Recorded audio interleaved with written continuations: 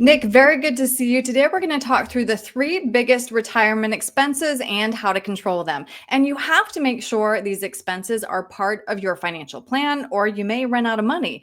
First, though, you need a written income plan. The only way to combat the possibility of expenses exceeding assets is to have that written plan for retirement income, which is why that's usually step number one with you and your clients. It is. I mean, having no income plan is like having it's like going on a road trip with no GPS, no map, and no idea where any gas station is going to be along the road. You know, when I get on a road, I just traveled up to North Carolina. My daughter was in a golf tournament up there. And so it's 8 hours from here in Orlando, but I know every Buc-ee's along the way. I kind of pre-planned that out because Yep. that's the thing that she loves is she loves Buc-ee's. So you know what, we pre-planned that out.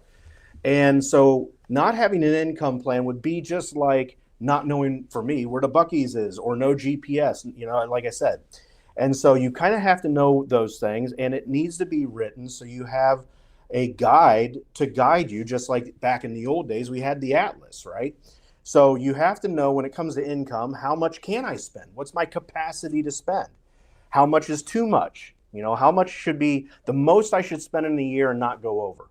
How much is too little? Because that's the opposite side of this too.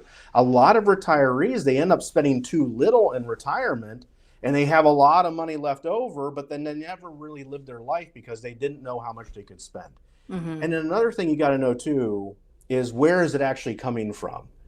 It's not unusual for clients to come to us with 6, 7 accounts spread all over the place, some 15, 16 accounts spread all over the place. And the more accounts you have, the more question pops up of where do I actually take that income from? Where do I get it? Which account do I spend first? And sometimes, depending on the account that you spend first, it might actually make that money, make your overall buckets of money last longer or shorter. And then you also got to look at things too. I mean, when I look at people who have no plan, if they have no plan, they have higher stress. And the Yeah. reason that happens is they wonder if the market goes down, then what do I do? Or if inflation kicks up, then what do I do? So there's all these different things that I find people do. And this is why income planning is so important. Right. How'd your daughter do? She did really good. Good. Her division is incredibly. I mean, she's 12, and so it's a world championship, and she finished middle of the pack, which Good is for actually her. not. Yeah, it's not that bad when you think there were people flying in from all over the place, Yeah. India, the Europe, all for this one tournament, and so there's a lot of kids in it. So she finished middle of the pack, which actually is a scoring average of like 76 for her, Oh, which yeah. you would think in any place is really good, but the winners are like way under par. So we Mm. have a lot of work to do. Well, good for her. All right, so now let's get into those expenses. Number one, we have our largest known expense, taxes. Yeah, so taxes is one of those big things that people think when I retire, tax man's going to go away. So I don't have to worry about it, right? Just because you retire doesn't mean Uncle Sam is going to ignore that you exist. So you are typically retiring with a 401k, 403bs, IRAs, thrift savings plans. All of those accounts are tax deferred. All of those accounts are sending reports to Uncle Sam saying this is how much money there actually is in these accounts. And Uncle Sam means business. What he means is when you take out $10,000 for withdrawal so you can go on that trip that you wanted to go on, Uncle Sam's wanting his pound of flesh. He's going to say, you know what, you need to send me $2,000 or $3,000 of that because you never paid taxes on it before, so now you owe those taxes because you're taking those withdrawals out. So taxes can really gobble up a lot of money. And so now recently, the One Big Beautiful Bill got passed. And I think this is some of it was really good, but some of it's going to lull people into complacency. Mm. And what I mean by that is now the tax brackets are lower, or they're kept lower for now. There's now a senior discount of a senior, a senior Tax deduction. tax deduction on top of the normal tax deduction. Thanks for that. I had a little, the thing is The government and everything else has all this lingo and language and stuff, and it just doesn't flow off the tongue. You know what I No, mean? it's true. So I appreciate the deduction help on that one. No But yeah, problem. you have that extra 6,000 per person senior deduction if you're over 65, but that only lasts until 2028, and then it goes away. So now is a perfect window, while we know what taxes are, at least for the next couple of years, a perfect window to do strategic Roth integration, or minimizing required minimum distributions, or planning to start saving your money for more tax-free wealth in the future. So now is an opportune time to get some of that stuff underway. Right. All right. Now let's move on to our largest potential expense, which is healthcare. So Medicare is not free. A lot of people would say, well, when I get to 65, Medicare will cover everything. It doesn't. Medicare Part A, which is your hospital, is usually premium free. But then you have Medicare Part B, which you have to pay for. It's like around $180, and that goes up every year. You have your Part D, which is your drug coverage. That's going to cost something. And then you have a supplemental cost, which is going to be usually something on top of that. And then if you make too much money, you can have what's called the IRMA, or Medicare surtax, which basically means you made too much money, and so Medicare Part B and Part D is going to charge you more because you made too much, and that really frustrates people. And so Fidelity has come out with studies, and we go over this pretty much weekly on our radio show, that the average cost for healthcare is going to be somewhere around $330,000 for a couple age 65 over their retirement years. But that doesn't cover long-term care. That's just your normal other costs.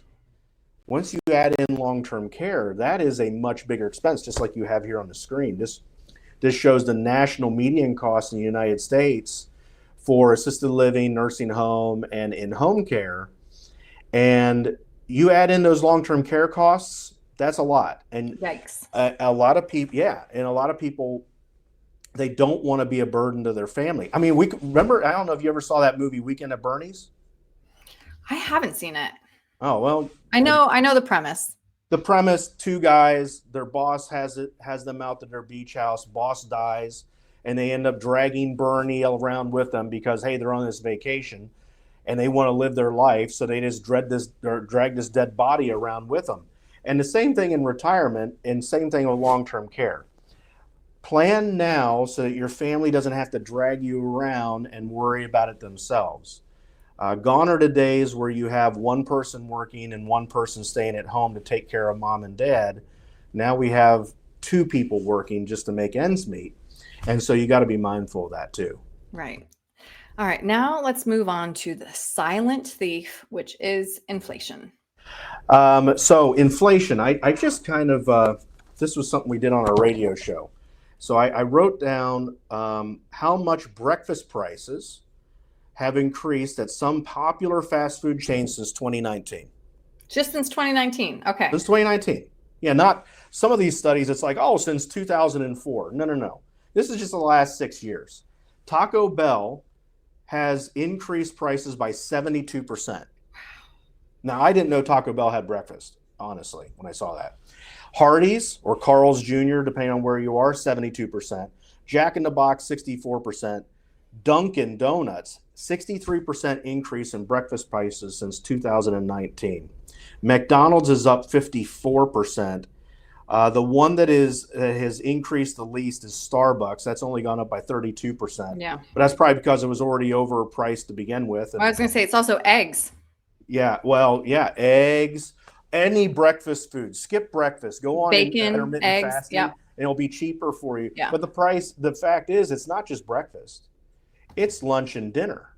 It's all those things that are popping up all together. And so all those things add up over time. And so you need to have rising income in retirement. And I almost think the best way to look at this is you need to have now money, soon money, and later money. Think about the now money is going to be the money that you need now to pay for things because you know what the expenses are now. But then you need to have a soon bucket. That's a bucket that's maybe 5-10 years down the road, where you're planning to give yourself a pay bump versus what you have right now. So the now money pays you for what expenses are now. Soon money pays more money later on. And then you have your later bucket. That's where you need to get some growth on that money so that you can have more down the road. That's your 10 to 15 year bucket, just like you have here. You have your safety money. We'll call that the soon money. The income money, which is going to be like that money is going to be a little bit later on. And then your later money is the growth money, where you need to get some growth on your money to keep up with inflation. Whenever I think of inflation, Aaron, I think about a mole. We've all seen those movies where, like, Mission Impossible had some of this, where there's the mole, and the mole is causing a leak, and that leak is causing problems. Well, the mole in your finances is inflation, and that mole is causing a leak to where your money is going to be worth less later on. And so you got to get out ahead of that and make sure that you have a bucket of money now that pays for things now, but a bucket of money later on that's going to pay more, and then another bucket of money that's going to pay even more to counter this silent thief of inflation. Right. Well, Nick, clearly you live in this world. You are very familiar with all of these expenses. So if somebody wants to talk this through with you to make sure that they have a plan that accounts for all these expenses, especially these expenses that vary over time, what's the best way to reach you? I mean, you can't control what the market does, but you can, and you can't control what Congress does, but you can control how you prepare. We know these things: taxes, healthcare, inflation. Those things are going to happen. So go to group10financial.com. When you go there, you can actually find all sorts of information: radio shows, podcasts, YouTube information. But there's also a link where you can schedule a 15-minute on-track retirement review. And during this 15-minute call, we can really unpack, even though it's 15 minutes, we can unpack some pitfalls that maybe you have, some cracks maybe that you have in your financial plan that need to be addressed. And I'd rather know those cracks now than find out about those cracks 5-10 years from now when I can't fix the cracks that are wide open. Right. And so that's the best way to do that. Great. Nick, thank you. Great being with you.